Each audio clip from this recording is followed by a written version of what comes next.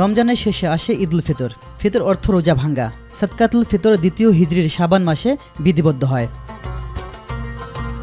সাদকাতুল ফিতরা একমাত্র গরিবদের জন্য নির্ধারিত, যাতে তারা ঈদের আনন্দ উপভোগ করতে পারেন। সাদকাতুল ফিতর নামটা মূলত, সদকা মানে তো আমরা জানি দান করা, সাদাকা, আর ফিতির মানে হলো ভাঙ্গা, ফাটিয়ে ফেলা। তার মানে ওদিন আমার রোজা ভাঙিয়ে ফেলতেছি। হ্যাঁ, সাদকাতুল ফিতর একান্তই গরিব দুঃখীর জন্যে, যাতে করে তারা ঈদের আনন্দে শরিক হতে পারে। এই জন্য চাঁদ দেখা গেলে এটা দিয়ে দেওয়া উচিত, যাতে আগামীকাল ঈদের নামাজের আগেই তার কাছে পৌঁছে যায় এবং সে আনন্দে শরিক হতে পারে।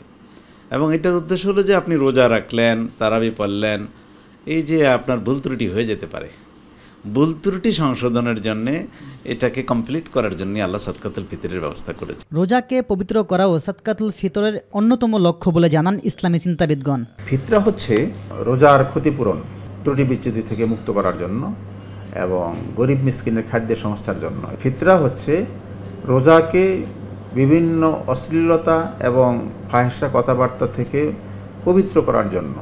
আমাদের অনিচ্ছা সত্ত্বেও বা অজানা সত্ত্বেও অনেক সময় ভুল ত্রুটি করে ফেলি রোজা থেকে, রোজার হক আদায় হয় না।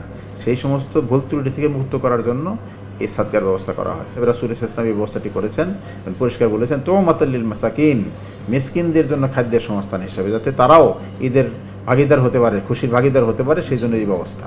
হাদিসে রাসূলুল্লাহ সাল্লাল্লাহু আলাইহি ওয়াসাল্লাম ছোট বড় সকলের পক্ষ থেকে সাদকাতুল ফিতর আদায়ের নির্দেশ দিয়েছেন। মোহাম্মদ ইলিয়াস, মাই টিভি, ঢাকা।